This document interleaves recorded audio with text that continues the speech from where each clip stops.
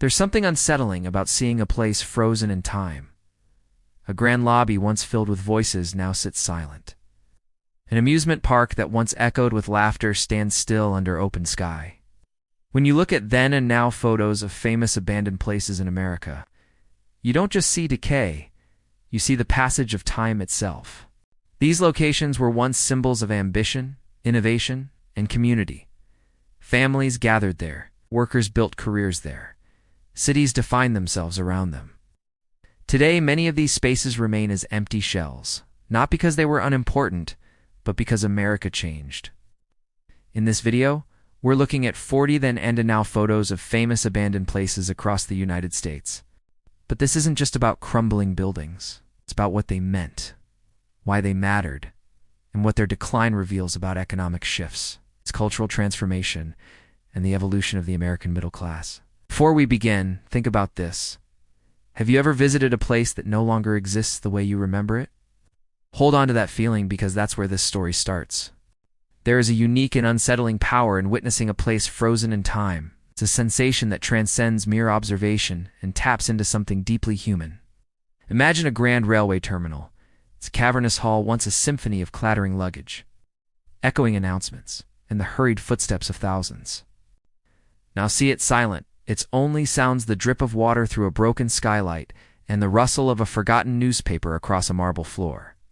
Picture an amusement park, a kingdom of joy where the air was once thick with the screams of delighted children and the mechanical pulse of a carousel. Today, it stands still under the same open sky. Its rusting rides a melancholic skyline of memories. When you look at then and now photographs of famous abandoned places across America, you aren't just a spectator to decay. You become a witness to the passage of time itself.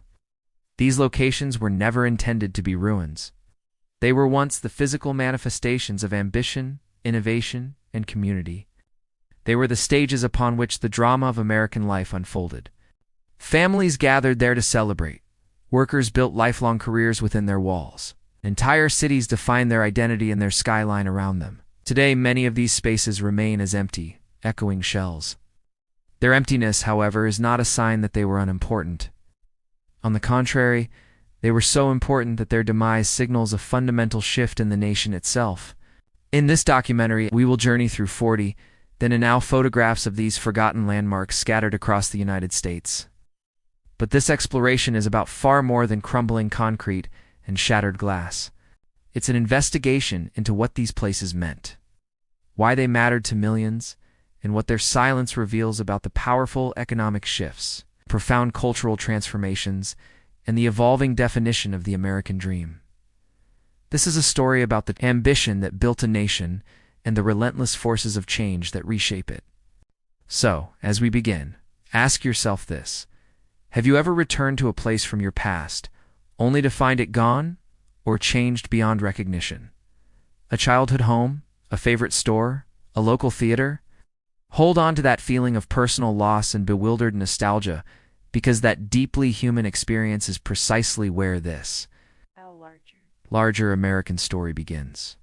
And in our next part, we'll rewind the clock to explore the unprecedented wave of ambition and prosperity that first brought these iconic places to life. To understand the silence of today, we must first listen to the roar of the past.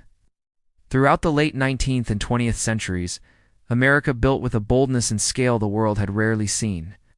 This was an era defined by rapid industrialization, explosive urban expansion, and following the trials of the Great Depression and World War II, a period of unprecedented post-war prosperity. This potent combination fueled the creation of landmarks that were as grand as the national ambition itself: colossal factories, opulent hotels, sprawling amusement parks, and gleaming new shopping centers and transportation hubs that connected a growing continent. Take, for instance, the rise of industrial titans like the Packard Motor Car Company in Detroit. Its immense factory complex, which once stretched over a staggering 3.5 million square feet, was more than just a plant. It was a city within a city, a place where thousands of workers found not just a job, but a livelihood and a source of immense pride. Or consider luxurious destinations like the Biltmore Hotel in Los Angeles, which opened its doors in 1923 as a symbol of urban glamour and cinematic prestige. hosting movie stars and royalty beneath its crystal chandeliers. These were the castles of the new American century. Post-World War II boom supercharged this trend. The GI Bill and a surge in manufacturing created a confident and expanding middle class, fueling a mass migration to the suburbs. This new landscape demanded new kinds of gathering places. Shopping malls, like the Randall Park Mall in Ohio, which opened in 1976 as the largest in the world, became the new town squares. Amusement parks, such as the Jazzlin theme park in New Orleans, later Six Flags, blossomed into major regional attractions, promising families a day of escape and wonder. These places weren't built by accident. They were direct reflections of powerful national trends: booming population growth, American manufacturing dominance on the global stage, steadily rising wages, and the emergence of a middle class with both leisure time and disposable income. Between 1947 and 1973, real median household income in the U.S. nearly doubled.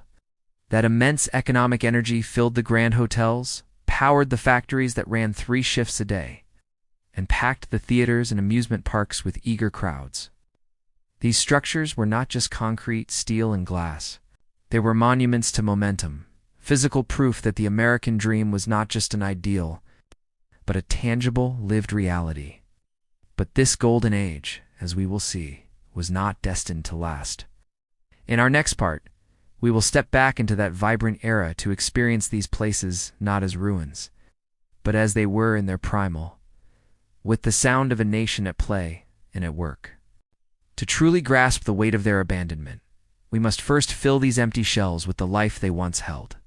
Picture Detroit in the 1950s, the undisputed arsenal of democracy. At the Packard plant, the day began before sunrise. As a tide of workers streamed through the gates, their lunch pails in hand, their conversations a low hum against the rhythmic clang of machinery, the city itself was a beating heart, its population having peaked at 1.85 million in 1950.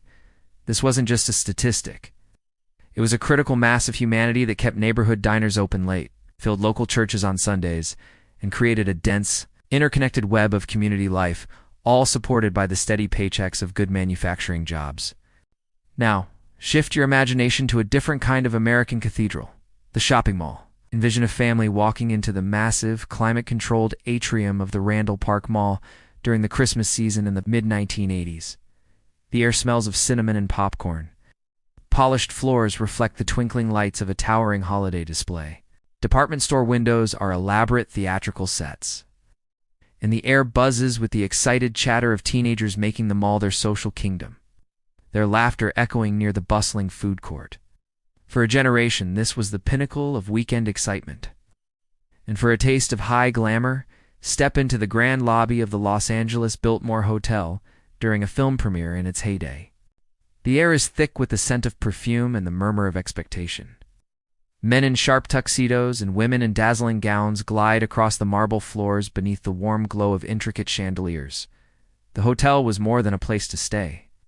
It was the epicenter of Los Angeles social life, a place where deals were struck, romances bloomed, and the glitterati of Hollywood gathered to see and be seen. These places were woven into the very fabric of daily life. They represented routine, stability, and shared experience. They were where first jobs were worked, where first dates happened, where families celebrated milestones. They were the physical anchors of a society that felt too many, confident and secure. If you've ever walked through the echoing corridor of an old, dead mall or driven past the locked gates of a shuttered factory, you have likely felt it, that strange, poignant mix of memory and silence, a ghost of laughter on the wind. That feeling is the lingering power of a space that once mattered, a space that was once filled with the vibrant, messy, beautiful noise of life. But the forces that would silence these places were already gathering. And in our next part, we will explore the turning point, the economic and social shifts that began to pull the foundations out from under the American dream. The decline of America's iconic landmarks was not a sudden event, but a slow, inexorable process driven by powerful economic and social currents that began to shift in the 1970s and 80s. The first and most devastating blow was dealt to the industrial heartland. The manufacturing jobs that had built the middle class and powered cities like Detroit began a long, steady migration.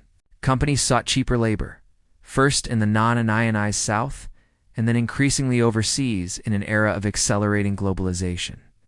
Automation also began to replace human hands on the factory floor. The numbers are stark. Between 2000 and 2010 alone, the United States lost nearly 5.8 million manufacturing jobs. For a city like Detroit, whose very identity was forged in the auto industry, the effect was catastrophic. From a peak population of 1.85 million in 1950, the city would see its numbers plummet by more than 60% over the following decades.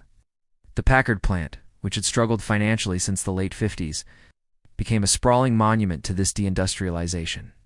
Its idling assembly lines a symbol of a hollowed-out local economy and a fractured American workforce. While factories fell silent, another pressure was building in the suburbs: the transformation of American retail. The gleaming shopping malls that had been the new town squares of the late 20th century faced a new and formidable competitor: e-commerce. The rise of online shopping fundamentally changed consumer behavior, offering unparalleled convenience and selection. Foot traffic in malls began a long, slow decline in anchor stores. The very magnets that drew customers in began to falter and close. By 2017, analysts were issuing stark warnings, estimating that a staggering 25% of U.S. malls were at risk of closure. The Randall Park Mall, once the largest in the world, saw its polished floors grow empty and its department stores shutter. Finally, closing its doors for good in 2009, after years of watching its customer base vanish into the digital ether. Beyond the slow-motion forces of economics, sudden violent events could also shatter a community's landmarks. In 2005, Hurricane Katrina slammed into the Gulf Coast, causing over $125 billion in damage and permanently altering the landscape of New Orleans. Among the countless casualties was the Six Flags theme park. Floodwaters inundated the park, corroding its mechanics and leaving its vibrant rides as eerie, rusting sculptures. The storm's devastation was so complete and the subsequent recovery so complex that the park never reopened, frozen in a state of catastrophic pause. The causes of decline were varied: globalization, technological disruption, suburban sprawl, natural disaster, but the pattern was tragically consistent. When the economic and social foundations of a community shift, the physical spaces that once defined it are inevitably the first to be left behind. In our next part, we will confront the stark reality of this legacy, zooming in on the moment of realization when the full scale of this loss becomes impossible to ignore. The America that built the Packard plant and flocked to the grand opening of Randall Park Mall operated under a fundamentally different economic set of rules than the one we navigate today. In 1960, a single, steady manufacturing income was often sufficient to support an entire household, buy a home, a car, and take a family vacation. It was the backbone of the post-war middle class. Today, that reality feels like a distant memory for many. Dual incomes are now a financial necessity for the vast majority of families. And even then, the cost of housing in major cities can consume well over 30% of a household's median income, straining budgets and limiting economic mobility. The very nature of commerce has been revolutionized. Retail, once centered around the physical experience of the mall or the downtown store, has been fundamentally rewired by the internet. Online shopping now accounts for over 15% of all U.S. retail sales, a figure that has grown steadily year after year and was dramatically accelerated by the pandemic. We no longer need to gather in a central physical location to buy goods or socialize.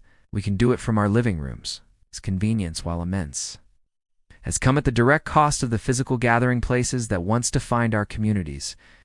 Technology has also transformed the very concept of work. The rise of remote jobs, the gig economy, automation, and digital platforms have reduced the need for the massive, centralized physical hubs of employment that defined the 20th century. We work from home offices, coffee shops, and co-working spaces. Our connection to colleagues more likely to be a fiber optic cable than a shared factory floor or office water cooler. The economic engine has become more dispersed, more virtual, and less anchored to a single physical place. However, To paint this modern picture as one of pure loss would be to ignore the profound advantages of today's America. We have unprecedented access to information in global markets. Our economy is more diversified, with booming sectors in technology, healthcare, and green energy that didn't exist in the mid-20th century. The potential for entrepreneurship and new forms of creative work is greater than ever. The comparison between then and now isn't about declaring one era better or worse. It's about understanding a profound and continuous transformation. The question is not one of simple nostalgia, but of adaptation. Do you believe the modern, dispersed, digital economy we are building is more resilient and sustainable? Or are we simply repeating old cycles of boom and bust in a new virtual form? I'm genuinely interested in your perspective. And in our next part, we'll consider the critical question of what we can learn from these cycles as we look to the future of our communities.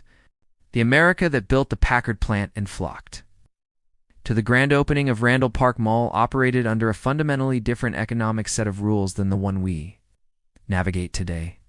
In 1960, a single, steady manufacturing income was often sufficient to support an entire household. Buy a home, a car, and take a family vacation. It was the backbone of the post-war middle class. Today, that reality feels like a distant memory for many. Dual incomes are now a financial necessity for the vast majority of families. And even then, the cost of housing in major cities can consume well over 30% of a household's median income, straining budgets and limiting economic mobility. The very nature of commerce has been revolutionized. Retail, once centered around the physical experience of the mall or the downtown store, has been fundamentally rewired by the internet. Online shopping now accounts for over 15% of all U.S. retail sales, a figure that has grown steadily year after year and was dramatically accelerated by the pandemic. We no longer need to gather in a central physical location to buy goods or socialize. We can do it from our living rooms. Its convenience, while immense, has come at the direct cost of the physical gathering places that once defined our communities. Technology has also transformed the very concept of work. The rise of remote jobs, the gig economy, automation, and digital platforms have reduced the need for the massive, centralized physical hubs of employment that defined the 20th century. We work from home offices, coffee shops, and co-working spaces. Our connection to colleagues more likely to be a fiber optic cable than a shared factory floor or office water cooler. The economic engine has become more dispersed, more virtual, and less anchored to a single physical place. However, to paint this modern picture as one of pure loss would be to ignore the profound advantages of today's America. We have unprecedented access to information in global markets. Our economy is more diversified, with booming sectors in technology, healthcare, and green energy that didn't exist in the mid-20th century. The potential for entrepreneurship and new forms of creative work is greater than ever. The comparison between then and now isn't about declaring one era better or worse. It's about understanding a profound and continuous transformation.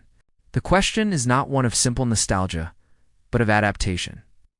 Do you believe the modern, dispersed, digital economy we are building is more resilient and sustainable? Or are we simply repeating old cycles of boom and bust in a new virtual form? I'm genuinely interested in your perspective. And in our next part, we'll consider the critical question of what we can learn from these cycles as we look to the future of our communities.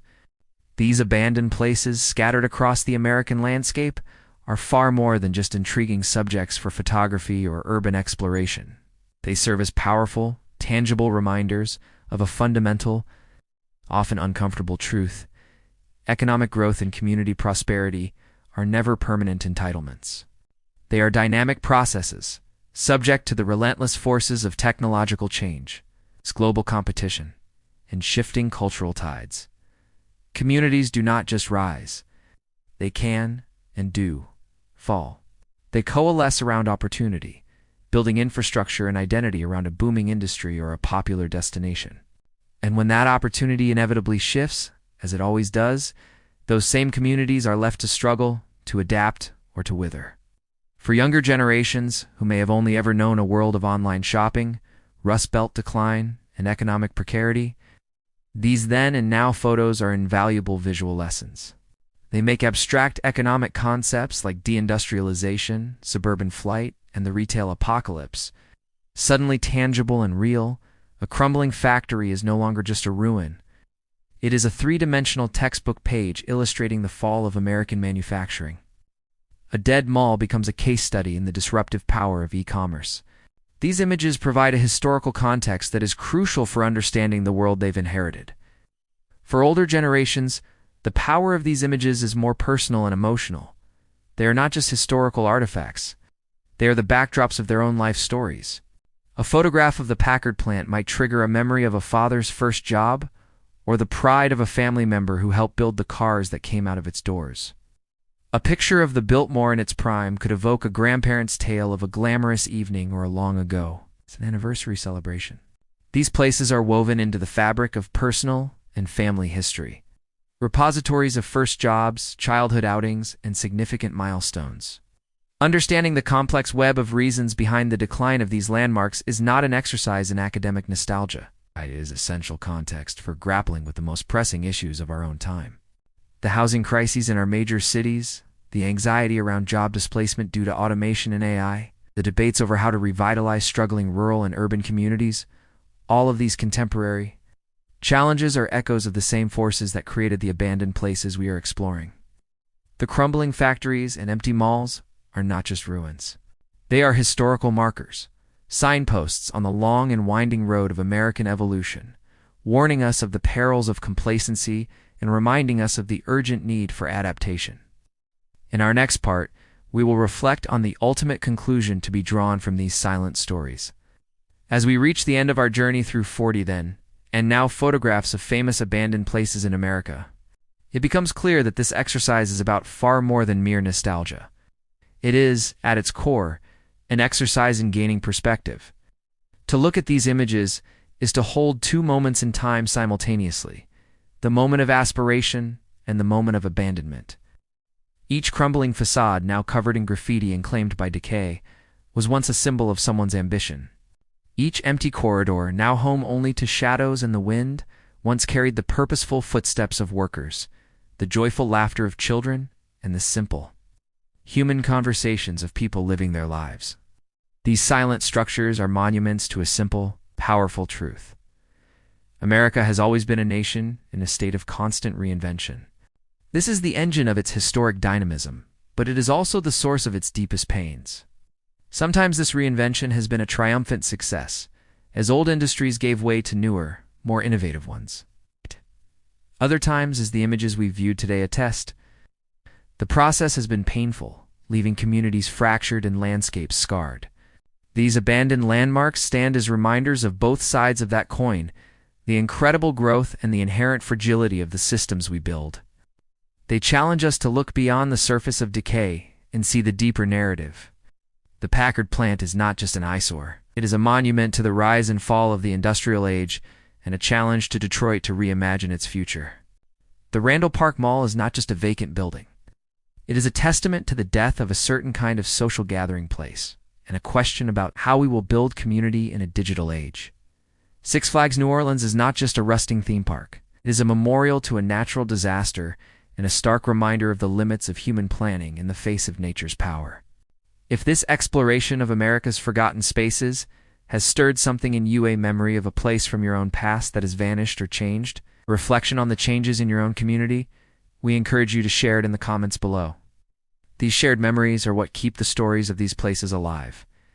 And if you have found value in uncovering the deeper stories behind America's ever-changing landscape, please consider subscribing for more documentaries like this, because sometimes the quietest places truly do tell the loudest stories. They speak not just of what was lost, but of the enduring, complex, and always evolving story of a nation and its people. Behind every shuttered factory and every boarded-up storefront, there are human stories that statistics can never fully capture. The abandonment of America's landmarks wasn't just an architectural or economic phenomenon, it was a profound human drama that played out in the lives of millions of ordinary people. When the Packard plant closed its doors for the final time, it wasn't just a building that went dark. It was the loss of livelihoods for thousands of families who had built their lives around the rhythm of the assembly line. It was the empty chair at the dinner table where a father or mother once sat after a long shift. It was the slow realization that the pension you'd paid into for 30 years might not be there when you needed it. Walk through the neighborhoods that once surrounded these industrial giants, and you'll find the echoes of this human cost. In Detroit, blocks that once teemed with children playing in the streets and neighbors chatting from porches now stand eerily empty. Whole sections of the city have returned to prairie, nature reclaiming the land where homes and schools and churches once stood. The people who could leave often did, creating a brain drain that further accelerated the decline. Those who stayed, often the elderly, the poor, those too deeply rooted to imagine leaving, became the unwilling caretakers of a fading world. Watching their corner stores close, their bus routes disappear, and their communities shrink around them. The story is similar in the towns that depended on a single mall or a single industry.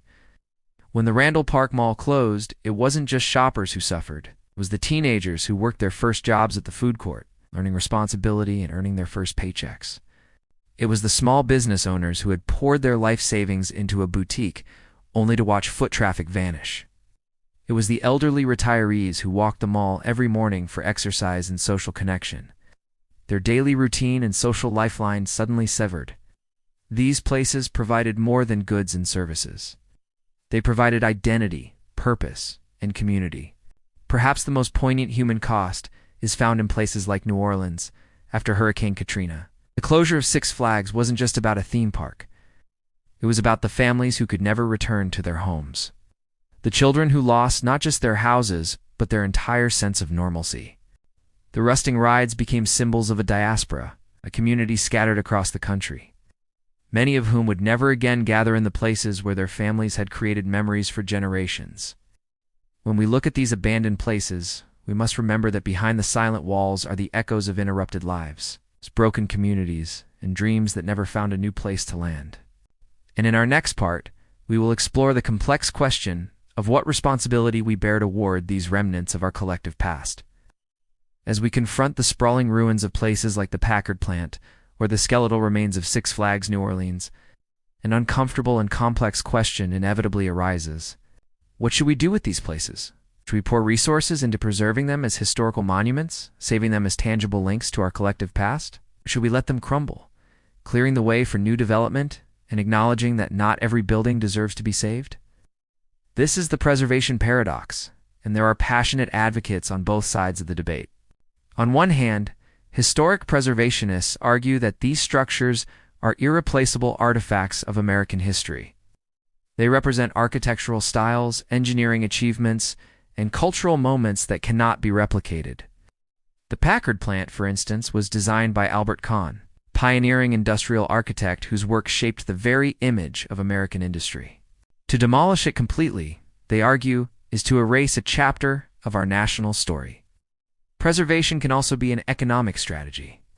Cities like Lowell, Massachusetts, have successfully transformed their historic industrial mills into museums, housing, and commercial spaces, creating jobs and attracting tourism.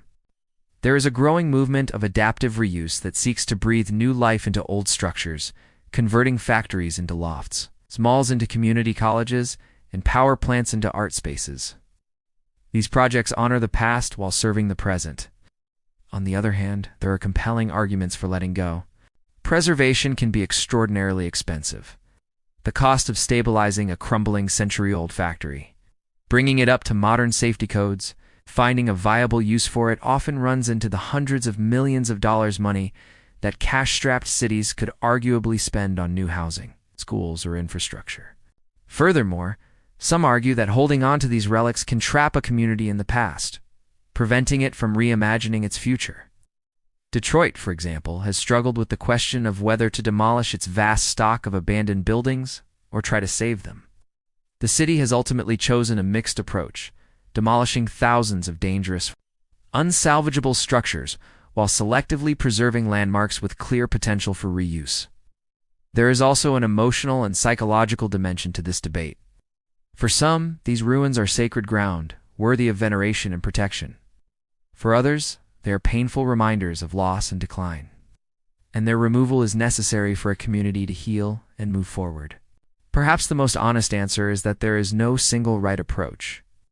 Each abandoned place demands its own conversation, its own weighing of historical value against practical reality, of sentiment against necessity.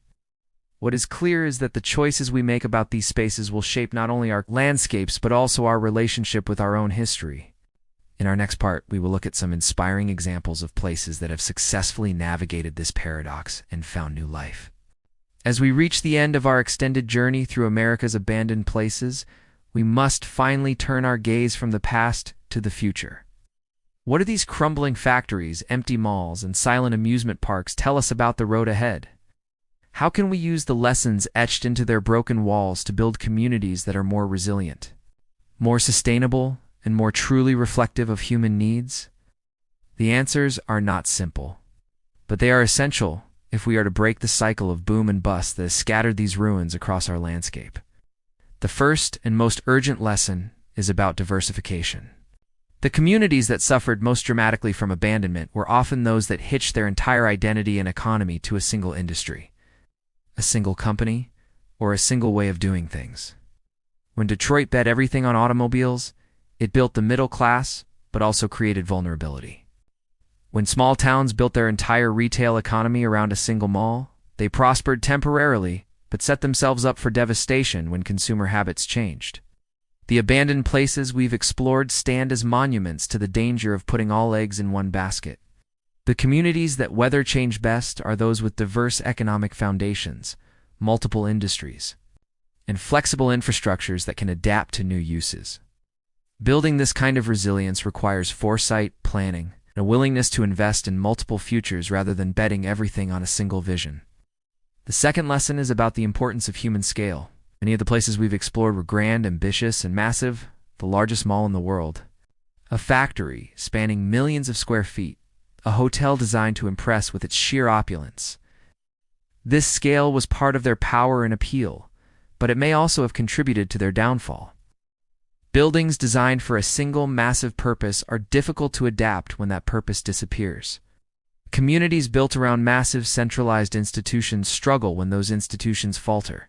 Perhaps the future lies in smaller, more flexible spaces, buildings designed from the start for multiple uses, neighborhoods that mix residential, commercial, and industrial functions in ways that can evolve over time. The most successful adaptive reuse projects often involve breaking massive spaces into smaller, more human-scaled environments where people can actually connect with each other. The third lesson is about the need for continuous reinvention. The places that survive and thrive are those that never stop evolving. The Biltmore Hotel in Los Angeles, which we've visited throughout this series, is a perfect example. It has survived not by freezing itself in time, but by constantly adapting from a glamorous hotel to a military hospital during World War II, back to a hotel, then to a partial conversion into residential spaces, all while maintaining its essential character. The buildings that last are those that can change. This suggests that when we build for the future, we should prioritize adaptability over perfection, flexibility over monumentality. We should ask not only what a building will be used for today, but what it might become in 50 or 100 years. Perhaps most importantly, these abandoned places teach us that community is not the same as infrastructure. The Packard plant could employ thousands, but when the jobs left, the community didn't simply relocate intact.